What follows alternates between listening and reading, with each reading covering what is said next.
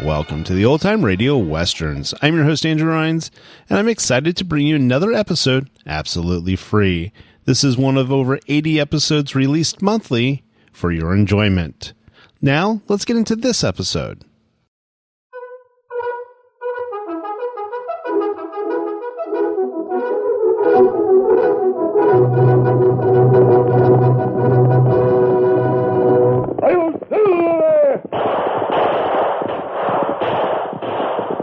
Horse with the speed of light, a cloud of dust, and a hearty hi-yo silver, the Lone Ranger.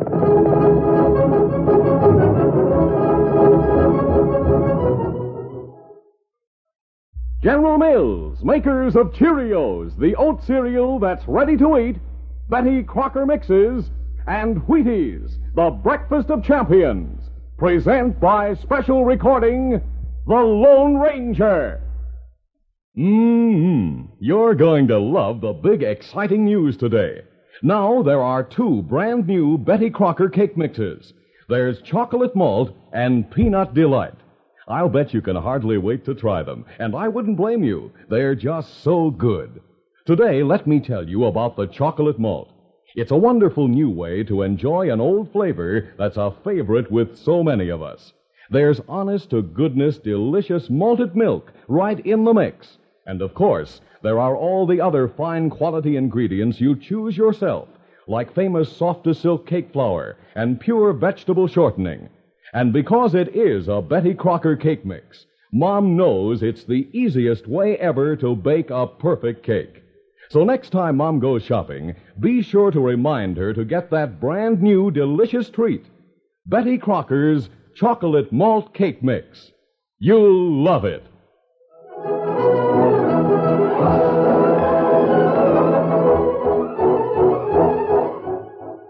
With his faithful Indian companion Tonto, the daring and resourceful masked rider of the plains led the fight for law and order in the early western United States.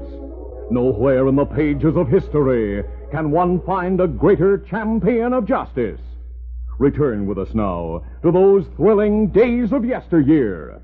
From out of the past come the thundering hoofbeats of the great horse Silver. The Lone Ranger rides again. Come on, Silver. Let's go, big fella. I'll Silver. Away!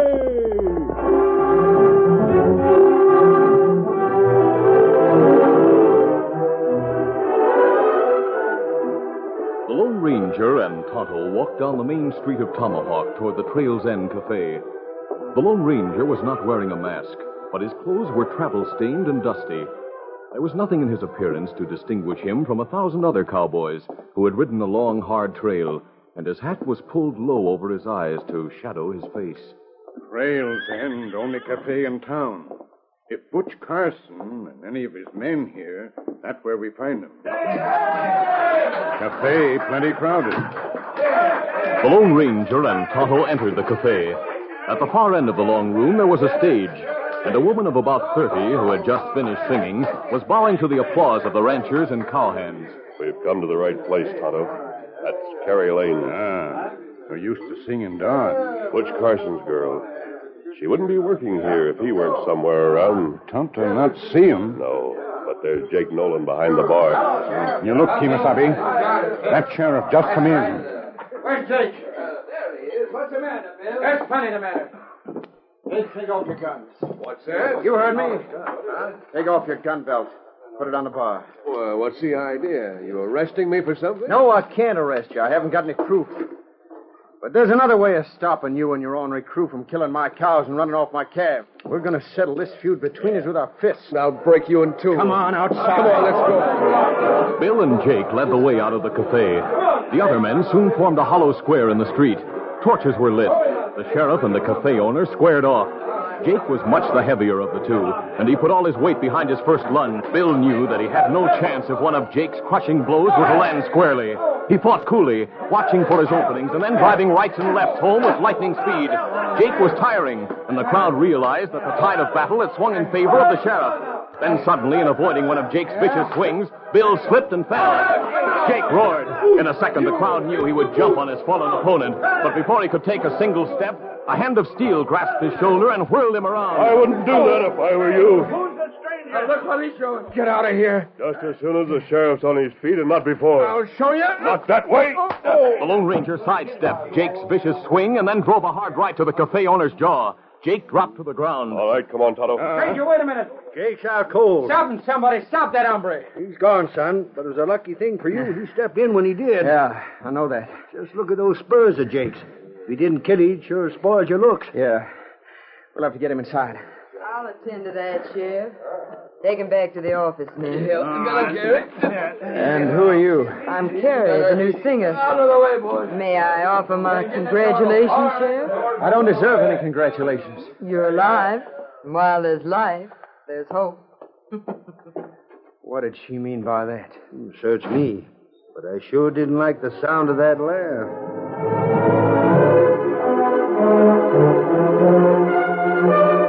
In the office of the cafe, Carrie bathed Jake's swollen jaw and applied a piece of steak to an eye that was rapidly turning black and blue.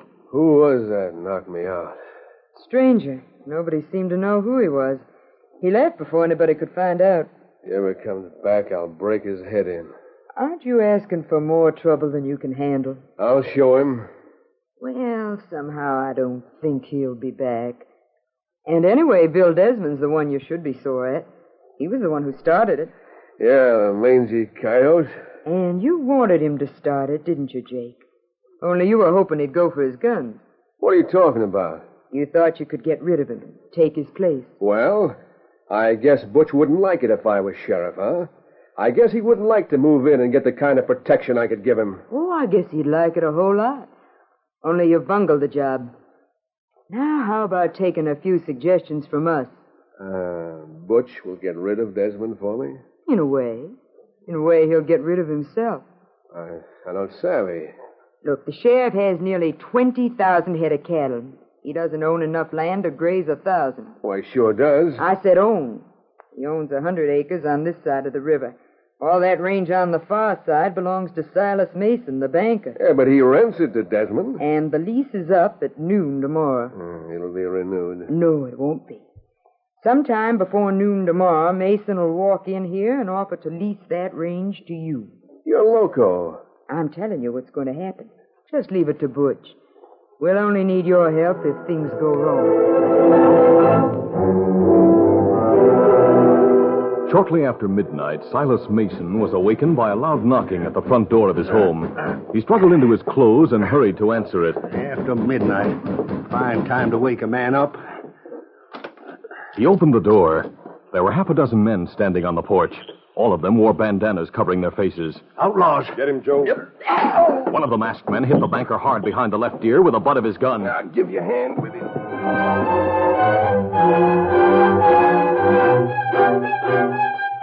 When the banker came to, he was lying on the ground near a small campfire. There were men sitting all around him. About time you were showing signs of life, Silas. Who are you?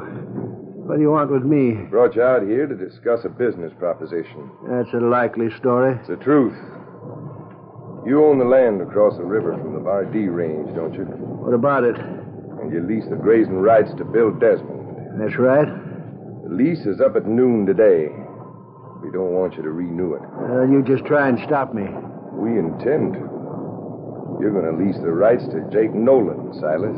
How do you know he wants to lease my land? He will.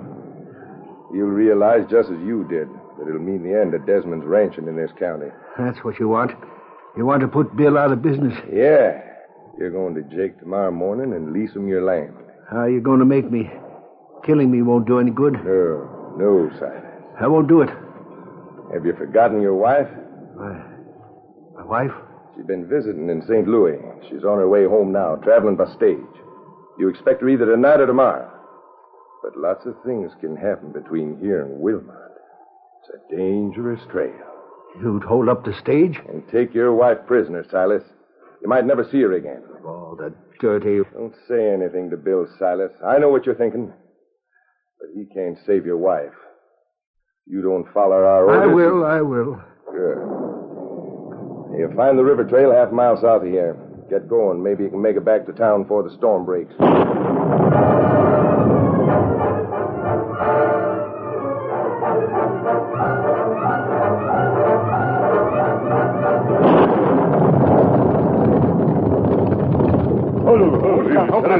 The Lone Ranger and Tonto, who had been searching for Butch Carson's camp, found a cave on the banks of the river just as the storm broke.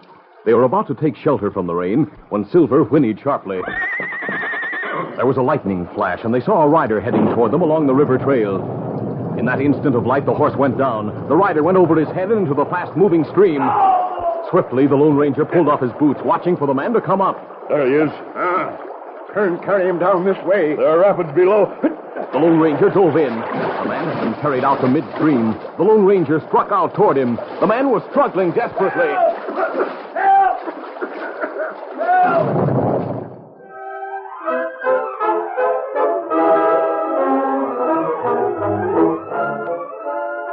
We'll continue our Lone Ranger adventure in just a moment. Sailor Sam is the smartest boy who ever shouted, "Ship ahoy!" He can weather any storm that blows. He's got go power from Cheerios. Yes, he's got go power. There he goes. He's feeling his Cheerios. Cheerios. Cheerios.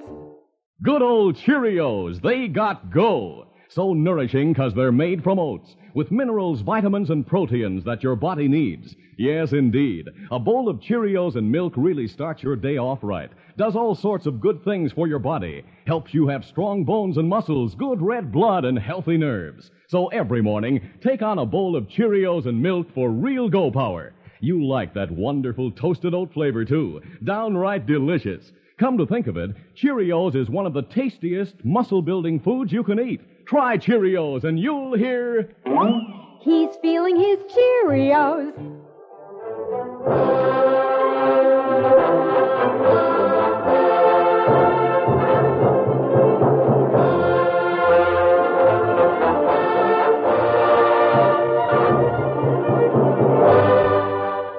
Now to continue. Suddenly, as the Lone Ranger was swimming toward the drowning man, the man's head disappeared. In the next moment, the masked man felt a terrific wrench. A whirlpool had gripped him. It pulled him under, deeper and deeper toward the bottom. Instead of fighting against it, he swam with a pull. Down, down. At last, he felt the terrific clutch of the whirlpool relax. But now his lungs were bursting. He hit a rock. He pushed himself away with his right hand, and his left touched cloth, a coat. He grasped it firmly. He had the man's arm. He fought to the surface. At last, the air rushed into his aching lungs. He was just above the rapids now and 50 yards from shore, but there was rescue in sight. Silver, still saddled, had jumped into the river and was swimming toward his master. Good boy. The masked man took a firm hold on his stirrup. Back, Silver, back. The great horse struck out for safety. He reached the bank just above the rapids. Tonto pulled the Lone Ranger and his unconscious burden out of the water. Tonto recognized the man. This Silas Mason, Kimasabi, him banker in town. We take him inside cave.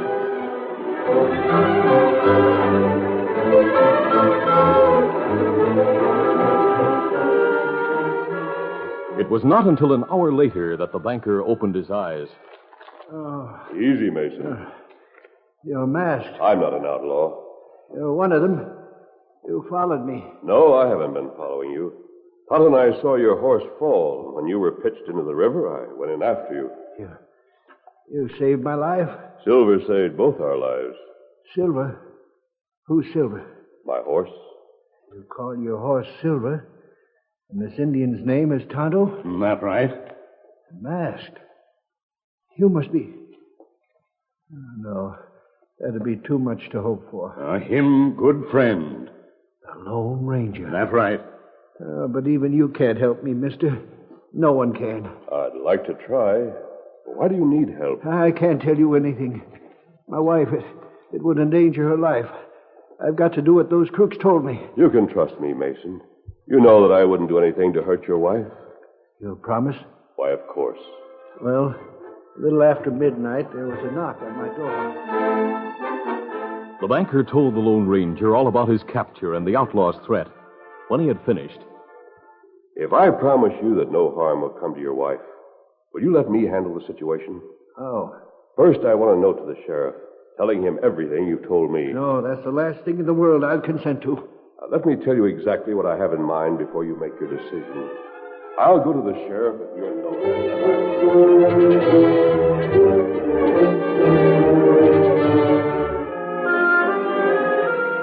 at 11 o'clock the following morning, Jake Nolan pounded on the door of Carrie's cabin. And when Carrie opened the door... Well, Jake, the lease all signed? No, and it won't be. Look, it's only 11. I told you to stay at the cafe until he showed up. Silas won't show up anywhere. Why not? The sheriff just came into town leading the banker's horse. What are you trying to say? That Mason is dead. What? That he got thrown into the river last night on his way back from seeing Butch. Drowned? Yeah. That puts the kibosh on the whole scheme. No, it doesn't. If Silas is dead, the old lady owns the land. His wife? Of course. She's on the stage somewhere between here and Wilmont. We'll force her to sign the lease. Round up your best men. What for? Because they'll be needed, and so will you. Butch only has half a dozen men with him. I don't want to get mixed up in any holdup. No, all you want is the profit from it. You said We that... thought the threat would be enough. It would have been if nothing had happened to Silas. Don't be so yellow. Who's going to recognize you with a bandana covering your face? And why should you be afraid if I'm not? You're going too? Why not? I've got to show you where Butch is camped, so why shouldn't I get in on the fun afterwards? The sheriff rode into the tangled hills. He was hailed from a thickly wooded slope that rose sharply at the right of the trail. Ho! Come on, boy. Up we go. Come on, get there. He urged his mount up the slope. There, well hidden by the trees, he found 10 of his hands and the Lone Ranger. Ho, hold on, boy. See? They're coming. How many of them? I counted 12.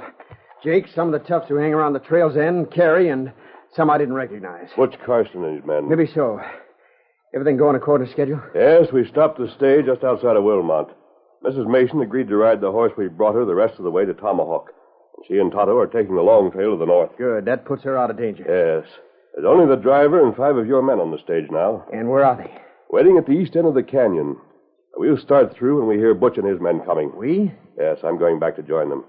You stay here until the gang rides by down below. Don't follow them too closely. The odds will be against you till we get there. We don't want them to know they're being followed. Right. I understand. All right, I'll see you in the canyon. Easy, steady, big fella. One, two,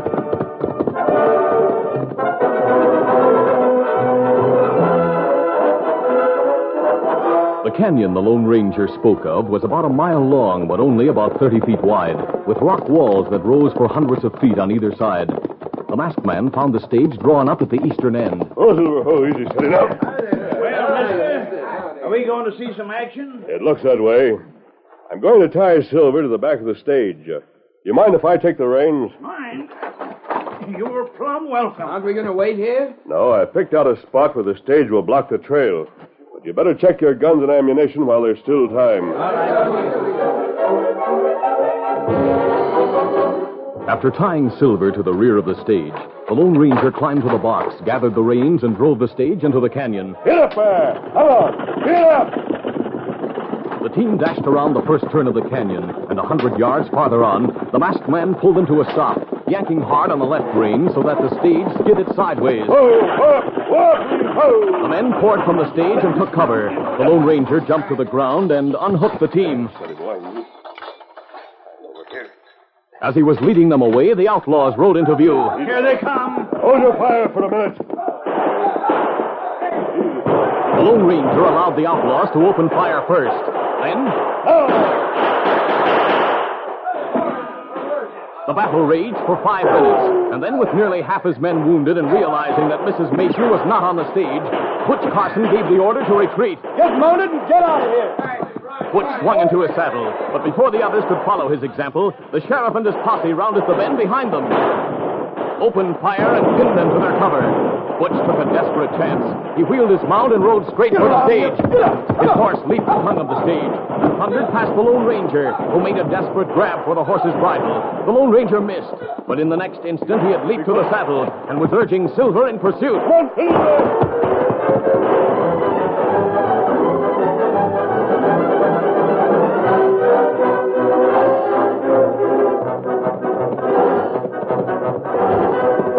The trail east of the canyon zigzagged down the side of the mountain.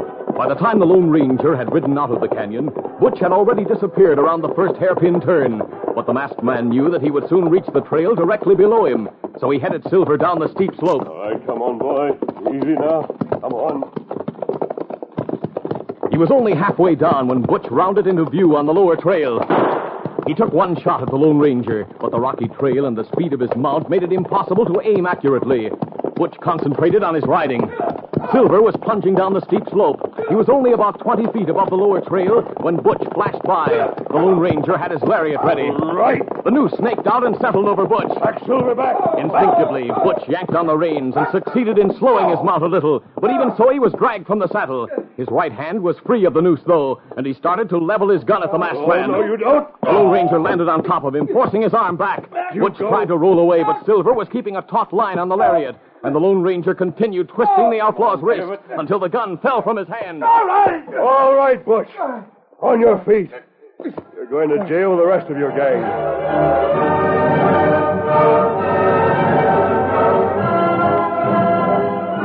By the time the Lone Ranger reached the canyon again, the posse had completed their roundup of the gang, and he turned his prisoner over to the sheriff. Get in contact with the nearest United States Marshal.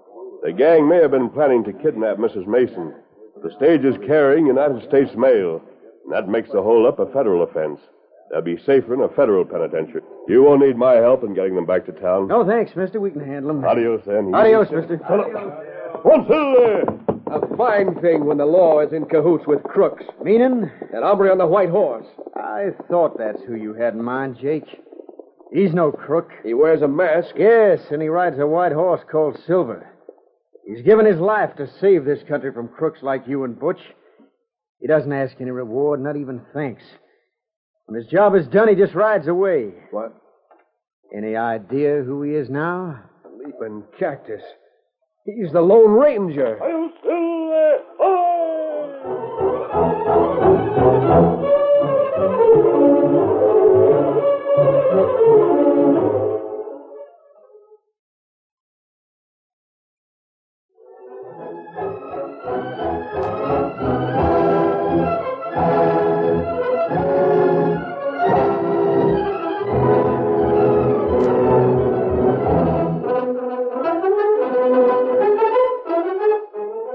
The Lone Ranger, a copyrighted feature of the Lone Ranger Incorporated, is produced by Trendle Campbell Muir Incorporated.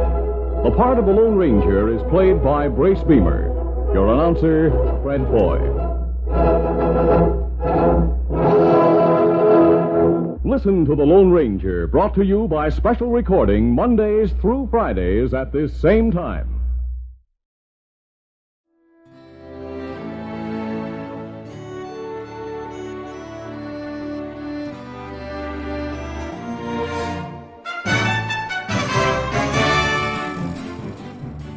This has been a presentation of OTRWesterns.com, and we hope you enjoyed. Please take some time to like and rate this episode within your favorite podcast application. Follow us on Facebook by going to OTRWesterns.com/Facebook, and subscribe to our YouTube channel by going to OTRWesterns.com/YouTube.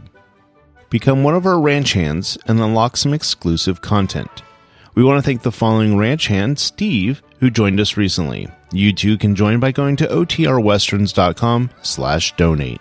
Send us an email, podcast@OTRWesterns.com, and you can call and leave us a voicemail, 707-986-8739.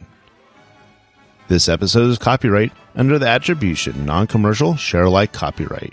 For more information, go to OTRWesterns.com/copyright. Have a great day, and thanks for listening.